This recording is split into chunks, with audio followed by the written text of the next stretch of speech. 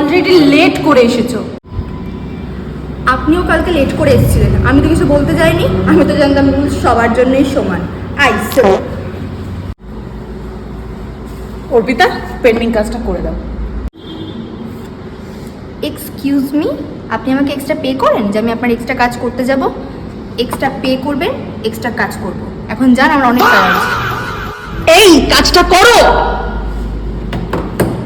দেখেন কাজ করে না, এটা তুমি এক বুকও কিনে নিতে পারি। কি করতে আসো অফিসে? পয়সা কামাতে। পয়সা পয়সা তো আমিও কামাই, তার সঙ্গে সম্মানও। সম্মান? আপনাকে কে সম্মান কি করে? বলে?